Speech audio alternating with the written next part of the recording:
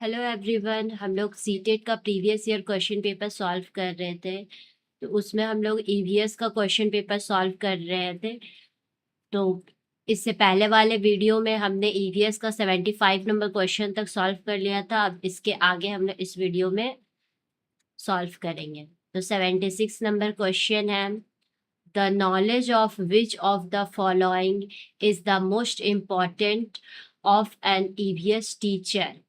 पर्यावरण पर्यावरण अध्ययन शिक्षक के लिए इनमें से क्या का ज्ञान होना सबसे अधिक जरूरी है। तो फर्स्ट ऑप्शन है हाउ चिल्ड्रन लर्न ईवीएस। बच्चे पर्यावरण अध्ययन कैसे सीखते हैं। बिल्कुल सही बात है। एक शिक्षक के लिए ये जानना बहुत जरूरी होता है कि ईवीएस बच्चे कैसे सीखते हैं। नेक्स्ट ऑप्शन देखेंगे, सेकेंड नंबर ऑप्शन है हाउ टू टीच ईवीएस। पर्यावरण अध्ययन को कैसे पढ़ाए ये जानना ज्यादा जरूरी नहीं है, बल्कि कैसे सीखते हैं, क्या कौन कौन सी एक्टिविटी हम लोग कराए जिससे बच्चे ईवीएस को अच्छी तरह से सीख पाए, उन्हें लाइफ टाइम याद रहे और वो करके सीखे। इस तरह का पर्यावरण अध्ययन में बच्चों को शिक्षा दी जाती है। तो ये चीज सीखना ज्यादा इम्पोर्टेंट है कि बच्चों को कैसे सिखाया जाए पर्यावरण अध्ययन। नेक्स्ट ऑप्शन है concept and curriculum of EVS. पर्यावरण अध्ययन की अवधारणा और पाठ्यचर्या। जी नहीं, पर्यावरण का केवल पाठ्यचर्या और अवधारणा जानने से बच्चे पर्यावरण नहीं सीख पाते। नेक्स्ट ऑप्शन है fact, principle and laws of EVS. पर्यावरण अध्ययन का तथ्य और सिद्धांत और नियम। ये भी एक पर्यावरण अध्ययन शिक्षकों का जानना जरूरी नहीं है, लेकिन ये ज्यादा अच्छा ऑप्शन होगा। तो इसमें हम लोगों को सबसे अच्छा ऑप्शन चुनना है। तो इसलिए फर्स्ट नंबर ऑप्शन सही होगा, बच्चे पर्यावरण अध्ययन कैसे सीखते हैं, क्योंकि ये पेडागॉजी क्वेश्चन है। इसमें सारे ऑप्शन सही हो सकते हैं, उसमें से हमें जो बेस्ट ऑप्शन है वो चूज करना है। नेक्स्ट क्वेश्चन है Harleen ask her teacher. Harleen ने अपने शिक्षक से पूछा why do roses have thorns. ना गुलाब में कांटे क्यों होते हैं। तो what must to be pedagogy of an EVS teacher toward his curiosity। गुलाब में कांटे क्यों होते हैं। एक पर्यावरण अध्ययन का शिक्षक को शिक्षा शास्त्र इस जिज्ञासा के प्रति क्या होना चाहिए ना। तो फर्स्ट ऑप्शन है tell that all roses do not have thorns. उसे बताए कि सभी गुलाबों में कांटे नहीं होते हैं। ठीक है, ये बताना जरूरी है, लेकिन नेक्स्ट ऑप्शन देख लेते हैं tell her to find out which other plants have thorns. उसे खोजने के लिए कहे कि किन पौधे में कांटे होते हैं। ये भी अच्छी बात है, उसे हम लोग बोल सकते हैं कि खोजेंगे तरह तरह के पौधे जिसमें कांटे होते हैं। नेक्स्ट ऑप्शन फिर भी देख लेंगे ask her to observe animal eating plants with and without thorns. उसे जानवर जो कांटे लगे और बगैर कांटे लगे पौधे चबाते हैं उसका परीक्षण करने को कहेंगे। ये बिल्कुल सही बात है। पेडागॉजी में हमें ऐसे ऑप्शंस को सेलेक्ट करना होता है जिसमें बच्चे एक्टिव हो, वो करके सीखे। तो इसमें बच्चे ज्यादा सही रहेंगे, ज्यादा एक्टिव रहेंगे जब वो तरह तरह के जानवरों को देखेंगे कि कौन ऐसे जानवर है जो कांटों लगे और बगैर कांटों लगे पौधों को चबाते हैं। ठीक ना। तो थर्ड नंबर ऑप्शन सही होगा। फोर्थ नंबर ऑप्शन भी देख लेते हैं tell that roses have thorns to protect itself from animals. उसे बताए कि गुलाब में कांटे उसे जानवरों से बचाने के लिए होते हैं। जी नहीं, ये भी ऑप्शन नहीं है। इसमें सबसे बेस्ट ऑप्शन होगा ऑप्शन नंबर 3। नेक्स्ट क्वेश्चन देखेंगे,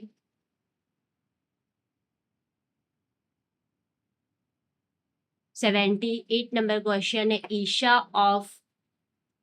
of class 4 ask her teacher. Isha नाम की एक लड़की है जो कक्षा 4 में पढ़ती है। वो अपनी टीचर से कहती है, why cow does not lay eggs, गाय अंडे क्यों नहीं देती है। तो what is your most appropriate response of if you are Isha teacher, तो आपका क्या रिस्पॉन्स होगा अगर आप ईशा की टीचर रहेंगे। ठीक है, तो फर्स्ट ऑप्शन है, ask her to relate laying of eggs or giving birth to their visible ears and those ears cannot be seen।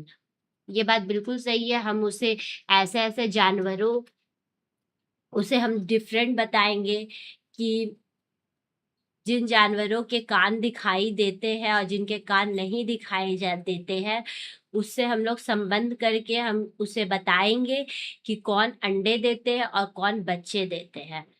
इससे उसकी वो बच्चा करके सीखेगा। इससे वो तरह तरह के जानवरों को देखेगी, जिससे उसे पता चलेगा कि जिन जानवरों के कान होते हैं वो बच्चे को जन्म देती है और जिनके कान नहीं होते हैं वो अंडे देते हैं। ठीक है, इसमें बच्चे एक्टिव रहेंगे, इसीलिए फर्स्ट नंबर ऑप्शन ही सही होगा। फिर भी हम लोग सेकेंड नंबर ऑप्शन देख लेते हैं, ask her to find out herself the reason for this, उसे स्वयं इसके कारण को पता लगाने के लिए कहेंगे। जी नहीं। Ask other student of the class to answer this question, कक्षा में अन्य विद्यार्थियों से ईशा के प्रश्न के उत्तर पूछेंगे। नेक्स्ट ऑप्शन है, reply that cows are mammals which gives birds to young ones. हम लोग सीधा सीधा उसके उत्तर का जवाब दे देंगे कि गाय एक स्तनधारी है जो अपने बच्चों को जन्म देता है। इसे बच्चा अपने से कुछ नहीं सीखेगा, बल्कि टीचर जो उसे ज्ञान देगी वो उसे ही ऑब्जर्व कर लेगा। ठीक है, तो इसीलिए ये फर्स्ट नंबर ऑप्शन बिल्कुल सही है। 79 नंबर क्वेश्चन देखेंगे, an EVS teacher wants to use short telling as a strategy of teaching and learning, which of the following are the most suitable for this। एक पर्यावरण शिक्षक शिक्षण और अधिगम कौशल के रूप में कहानी का प्रयोग करना चाहिए, उसके लिए सबसे ज्यादा क्या जरूरी है। कंसेप्चुअल स्टोरी, संदर्भित कहानी, बिल्कुल सही बात है। हम ऐसे ऐसे कहानियों को सुनाएंगे जिससे जिससे बच्चे एक्टिव रहे। और संदर्भित कहानियों का मतलब होता है कि उसे एक अलग विषय के साथ जोड़ देना। ठीक है, तो एक पर्यावरण शिक्षक के लिए ये अच्छी बात है। फिर नेक्स्ट है, बी नंबर ऑप्शन है, फॉक स्टोरी, लोक कथाएं।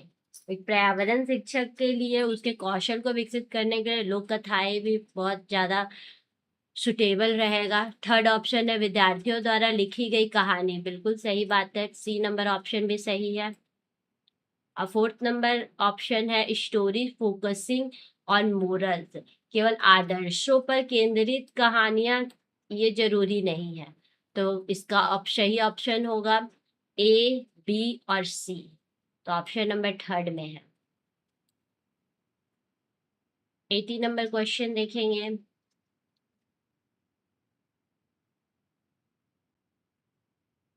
Teacher ask student to draw an animal, एक शिक्षक ने विद्यार्थियों को जानवर का चित्र बनाने को कहा। पूनम ने एक जानवर का चित्र बनाया और उसमें पूनम ने उस जानवर में अलग अलग जानवरों के बॉडी पार्ट्स को शामिल कर दिए हैं।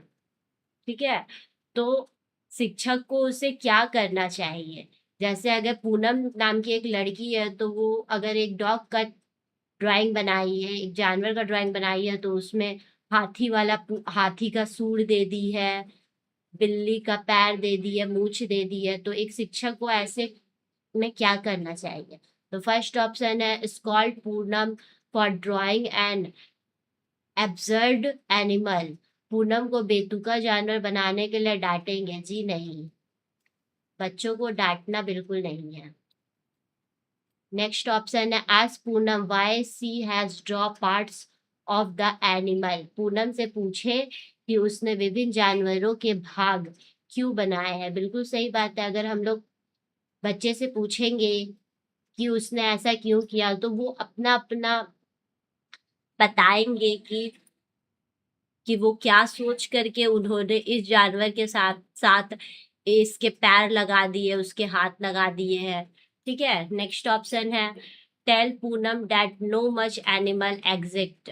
पूनम से कहे कि ऐसा कोई जानवर नहीं है। जी नहीं, उससे बच्चे निराश हो जाएंगे। हमें उसे कुछ भी कार्य को करने के लिए उसे बढ़ावा देना है, बल्कि निराश नहीं करना है। नेक्स्ट ऑप्शन है ask Poonam that the name of the animal she has draw. Poonam से उस जानवर का नाम पूछे जो उसने बताया है। बिल्कुल सही बात है, हम पूनम से उस जानवर का नाम पूछेंगे कि वो उसने ऐसे जानवर का ड्राइंग क्यों बनाया। ठीक है, तो इसमें बी और डी नंबर ऑप्शन सही है, तो ऑप्शन नंबर 1 में है बी और डी, तो ऑप्शन नंबर 1 सही है। 81 नंबर क्वेश्चन है if a teacher want that student learn about the plant diversity। अगर एक शिक्षक यह चाहता है कि विद्यार्थी पादप विभिन्नता के बारे में सीखे, तो उसे निम्नलिखित में से कौन कौन सी गतिविधियां सबसे ज्यादा जरूरी रहेगी। Which of the following are the most suitable activity for this. अगर एक विद्यार्थी को पादप विभिन्नता के बारे में जानना है तो उसे क्या क्या करना चाहिए। First option, ask student to look for object which have patterns to leave on them their house. विद्यार्थियों से उसके घर में उन वस्तुओं को खोजने के लिए कहना जिन पर पत्तियों के पैटर्न है। जी नहीं, हमें उसे लिविंग वस्तुओं को दिखाना है। अगर हम लोग घर में बोलेंगे कि वो ऐसी वस्तुएं लाए जिसे पत्तियों के पैटर्न है, तो आजकल मार्केट में बहुत सारी ऐसी वस्तुएं रहती है जिनमें पत्तियों के ड्राइंग बने हुए रहते हैं। तो उससे अच्छा बात रहेगा कि हम उसे तरह तरह के पौधों के पत्ते लाने को कहें। उससे बच्चा ज्यादा एक्टिव रहेगा, उसमें क्रियोसिटी जागेगी कोई भी चीज जानने के लिए। तो ये option B A number option नहीं होगा। बी नंबर ऑप्शन देखेंगे, recite a poem to student written on different type of plants and their characteristic. विद्यार्थियों को विभिन्न प्रकार के पौधों और उनकी विशेषताओं पर लिखी कविता सुनाना। अगर हम बच्चों को जो पौधे हैं उसका विशेषता और उस पर कविता सुनाना अगर कहेंगे, तो वो रट कर याद करके क्लासरूम में आके सुना देंगे। इससे बच्चे एक्टिव नहीं रहेंगे। ठीक है, रोट लर्निंग को इससे बढ़ावा मिल जाएगा। फिर थर्ड ऑप्शन है blindfold student and ask the student to identify plants by smelling crushed leaves. विद्यार्थियों की आंखों पर पट्टी बांधकर पौधों की पत्तियां मसल कर उसे सूंघ कर पहचानने के लिए कहेंगे। जी हाँ, इससे बच्चे एक्टिव रहेंगे। अगर हम कोई विद्यार्थी को बोलेंगे कि एक विद्यार्थी आम का पत्ता लेके आएगा, कोई दूसरा विद्यार्थी तुलसी का पत्ता लेके आएगा, कोई तीसरा विद्यार्थी कुछ कुछ चीज का भी पत्ता लेकर के आएगा, उसे हम लोग मसल करके उसे सुंघाएंगे, तो बच्चे में के अंदर क्रियोसिटी जागेगी कि वो उसे सूंघ कर पहचानने की कोशिश करे। हो सकता है वो गलत बताएंगे, लेकिन फिर जब उनकी आंखों से पट्टी खुलेगी तो वो खुद समझ आएंगे कि ये किस चीज का ये स्मेल है। इससे बच्चे करके सीखेंगे। ठीक है, तो ये ऑप्शन बिल्कुल सही है, C number. D number option देखेंगे, ask student to collect the leaves of plant and make pictures of different animal using the leave. विद्यार्थियों से पौधों की पत्तियों को इकट्ठा करने और पत्तियों को उपयोग करके विभिन्न जानवरों का चित्र बनाने के लिए कहें। इसमें भी बच्चे एक्टिव रहेंगे। जब विद्यार्थियों को पौधों की पत्तियों को इकट्ठा करने के लिए कहा जाएगा, तो वो आस पड़ोस से जा करके पौधे की पत्तियां इकट्ठा करेंगे और उस पौधों की पत्तियों से तरह तरह के जानवरों का चित्र बनाएंगे, जिससे वे बच्चे एक्टिव रहेंगे और करके सीखेंगे। तो इसे थर्ड नंबर ऑप्शन सही है। नेक्स्ट क्वेश्चन देखेंगे, विच of the following element best describes the nature of EDS. इनमें से कौन सा ऑप्शन है जो पर्यावरण अध्ययन की प्रकृति को सबसे अच्छी तरह से व्याख्या करता है। एस्टैब्लिश्ड फैक्ट, स्थापित तथ्य। जो दिया गया है उसी को जानकारी दे देना, ये पर्यावरण अध्ययन की प्रकृति में बहुत अच्छा नहीं है। सेकंड ऑप्शन है लॉजिकल इंफॉर्मेशन, तार्किक सूचना। जी हाँ, ये बिल्कुल सही है। अगर हम लोग कुछ तार्किक सूचना देंगे तो जिससे बच्चे एक्टिव रहेंगे। नहीं नहीं, सॉरी, ऑप्शन नंबर बी गलत होगा, तार्किक सूचना नहीं देना है।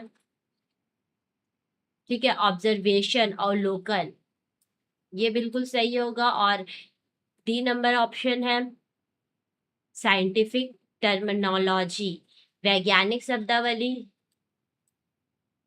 से जो लिखा हुआ रहेगा वही केवल बता पाएंगे, टीचर्स अपने से कुछ नहीं बताएंगे। तो पर्यावरण अध्ययन की प्रकृति में ये सही व्याख्या नहीं करता। एक्सपेरिमेंट, जहाँ प्रयोग होगा वो चीज सही होगी, इससे बच्चा एक्टिव होगा, बच्चे करके सीखेंगे। ठीक है, तो इसमें ऑप्शन नंबर सी और ई सही होगा, ये ऑप्शन नंबर 3 में है। इसके आगे का क्वेश्चन हम लोग नेक्स्ट वीडियो में डिस्कस करेंगे। Thank you.